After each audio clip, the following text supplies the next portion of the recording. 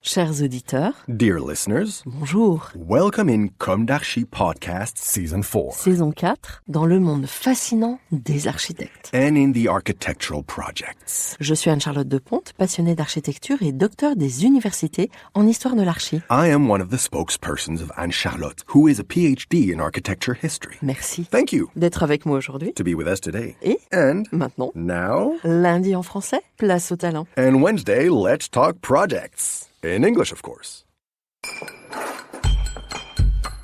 Bienvenue dans Comme d'Archi.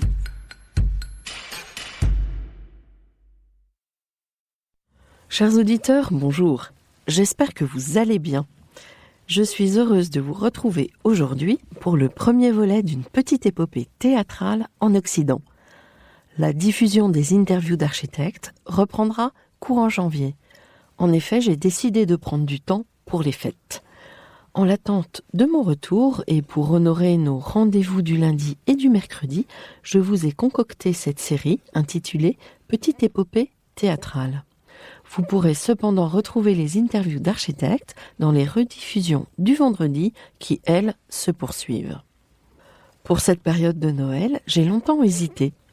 Vous emmener en toute logique sur des lieux de culte, nos anciennes et fabuleuses églises, sujet fort à propos pour renouer avec nos racines, en retenant le meilleur, l'œuvre charitable et l'élan divin. In fine, valeur transversale à toute civilisation. Ou bien, vous emmener vers d'autres contrées, mais que les natifs connaîtraient alors beaucoup mieux que moi. Ou encore, considérer nos palais laïques pour être sûrs de plaire à tous. Filles de nos valeurs chrétiennes, nous occidentaux, puisque l'époque nous veut tous fils de Satan, au mieux sacripants, tonnerre de Brest. Ou enfin, vous emmener dans des hémicycles joyeux, non celui de l'Assemblée nationale française, où se joue en ce moment celui de la comédie humaine, à mon goût surjoué ou mal joué, donnant plus envie de fuir qu'autre chose. Non, celui du théâtre, reflet de nous-mêmes authentique, pour le meilleur ou pour le pire, mais positif quand on le veut, poussant la réflexion à qui veut bien entendre. D'ailleurs, en Europe, et par extension, en dehors de la débauche de cadeaux, laquelle personnellement ne m'intéresse pas beaucoup, Noël n'est-il pas le temps du plaisir retrouvé, en plein cœur de l'hiver humide et froid? Ce temps de la famille réelle, quel bonheur quand elle existe! Et ou de la famille adoptive, étendue ou nucléaire, et ou recomposée, où les cœurs se réchauffent. Et par-dessus tout, pour ma part, loin, mais très loin de la folie des hommes, qui fait gronder le canon à nos portes, ou enferme la femme dans une sorte de linceul, mais tout autant loin des manifestations d'une drôle de forme, que je qualifierais de néo-boboïde, une sorte de boule d'énergie plongée dans l'ennui et qui semble tant souffrir d'être aussi gâtée. Pas de plus grande offense d'ailleurs à ceux qui ne le sont pas, gâtés. Drame ultime d'une impossible charité. Et vous, cher Balzac, vous vous délecteriez aujourd'hui de ce nouveau et ridicule registre de la comédie humaine, n'est-ce pas ?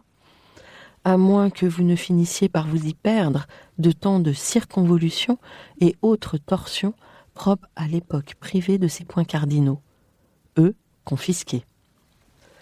La comédie, justement, sa représentation, d'où vient-elle ? Ouvrons ce volet 1 à l'antique. Saviez-vous que l'origine antique du théâtre en Occident était liée aux rituels religieux ? Car à partir de 545 avant Jésus-Christ, des pièces sont jouées à Athènes lors de grandes Dionysies, festivités en l'honneur de Dionysos, dieu de la vigne, du vin et de ses excès, de la folie et de la démesure. La cité-État initie et gère ses spectacles. Elle choisit des dramaturges, elle aide au financement du spectacle. D'ailleurs, les poètes et les acteurs reçoivent un salaire. C'est également la cité-État qui permet aux pauvres d'assister aux représentations. La tragédie grecque connaît son apogée au Ve siècle, avant Jésus-Christ bien sûr, tandis que la comédie naît en 486 avant Jésus-Christ lors des grandes Dionysies. Il semble que cette dernière soit issue des jeux comiques improvisés lors des processions phalliques en l'honneur de Dionysos. La religion est alors et sans aucune mesure par rapport à nos mœurs, totalement désinhibée. Les théâtres permanents en pierre sont construits seulement après le IVe siècle avant Jésus-Christ, après la période du théâtre dit classique. Les théâtres en plein air, eux, semblent conçus pour accueillir un orchestre correspondant à un espace circulaire plat, réservé au chœur, au bas d'une scène surélevée pour les acteurs, ainsi qu'une rangée de gradins en demi-cercle construits à flanc de colline autour de l'orchestre. Ces théâtres peuvent accueillir jusqu'à 20 000 spectateurs. Progressivement, leur scène s'agrandit et empiète sur l'espace réservé à l'orchestre. Les acteurs, uniquement masculins, portent majoritairement des vêtements ordinaires, parfois des costumes, mais aussi des masques plus grands que leur visage, permettant de mieux les distinguer et d'indiquer la nature de leur personnage. Les dimensions de ces théâtres interdisent tout effet trop subtil et imposent un mouvement organisé, rigide, ainsi qu'une voix forte. La musique et les danses sont de la partie. Ce spectacle s'apparente et sans doute davantage à l'opéra plutôt qu'au théâtre moderne. La Rome antique adore aussi le spectacle. Elle est influencée par la Grèce, bien sûr. Dès le IVe siècle avant Jésus-Christ, le théâtre romain prend d'ailleurs une très grande importance. Au début de l'Empire, les Romains ont droit à 2 jours par an de théâtre. À la fin de l'Empire, ils ont droit à 55 jours de théâtre et de cirque par an. Le théâtre romain, appelé jeu scénique, prend son importance en 364 avant Jésus-Christ, lorsque des danseurs et musiciens venus d'Étrurie présentent un spectacle devant un mur de scène. Vers 240 avant Jésus-Christ, Lucius Livius Andronicus inaugure les Jeux grecs, en traduisant et représentant des comédies et des tragédies grecques. Comme en Grèce, les édifices destinés au théâtre n'apparaissent qu'après la fin de la période classique, vers le 1er siècle avant Jésus-Christ. L'architecture romaine permet la construction de théâtres autonomes, alors que les Grecs avaient recours aux pentes naturelles et aux flancs des collines pour soutenir les gradins. Le chœur étant devenu quasi insignifiant, l'orchestre est réduit jusqu'à ne plus former qu'un minuscule demi-cercle. La plupart des comédies romaines ayant pour cadre une rue devant 3 maisons, la scène s'étendant sur près de 30 mètres de large, est pourvue d'une façade à 3 pans et de 3 portes. À noter, les 2 dessins, celui du théâtre grec et celui du théâtre romain, diffèrent au niveau de la cavea, là où les spectateurs prennent leur place. Le théâtre grec suit le tracé rayonnant, tandis que le théâtre romain tronçonne la cavea de manière rectiligne dans le même plan que la scène. À la différence du théâtre grec antique, le théâtre romain est majoritairement un édifice fermé, tandis que le théâtre grec offre aux spectateurs une vue sur le paysage environnant, derrière la scène. Un mur de scène ferme le théâtre romain et s'élève à la même hauteur que la cavea. Au 1er siècle avant Jésus-Christ, le grand expert romain en architecture, Vitruve, sous-entend que ses prédécesseurs savaient très précisément comment concevoir un théâtre pour la voix humaine.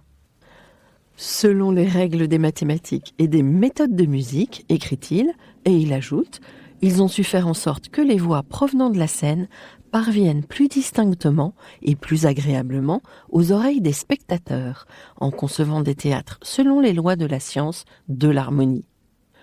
Les anciens ont accru la puissance sonore de la voix. Fin de citation. La réponse proviendrait des lois de la physique de la diffraction des ondes par des surfaces en escalier.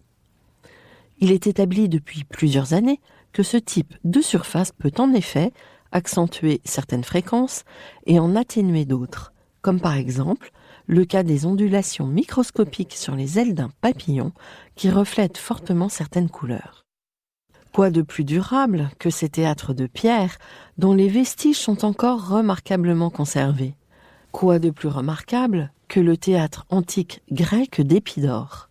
Le théâtre qui fut découvert sous le sol de la péninsule du Péloponnèse en 1881 a la forme classique semi-circulaire des amphithéâtres grecs, avec 34 rangées de sièges en pierre, auxquelles les Romains y ont ajouté 21 rangées. L'acoustique y est extraordinaire.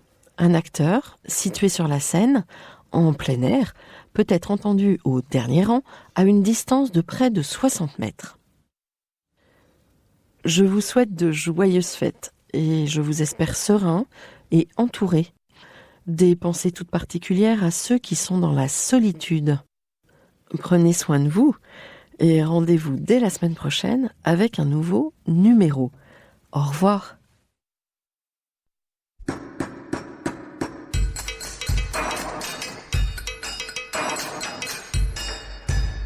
Chers auditeurs, merci pour votre écoute. Merci à Julien Rebourg, réalisateur, qui nous accompagne sur la partie son. N'oubliez pas de retrouver nos sujets en avant-première sur Instagram à l'adresse @commedarchipodcast. Si vous aimez ce podcast, favorisez sa diffusion en lui donnant 5 étoiles sur Apple Podcast, plus un petit commentaire, ou sur votre plateforme de podcast favorite. Et surtout, abonnez-vous pour écouter tous nos épisodes gratuitement. À bientôt, et d'ici là, prenez soin de vous.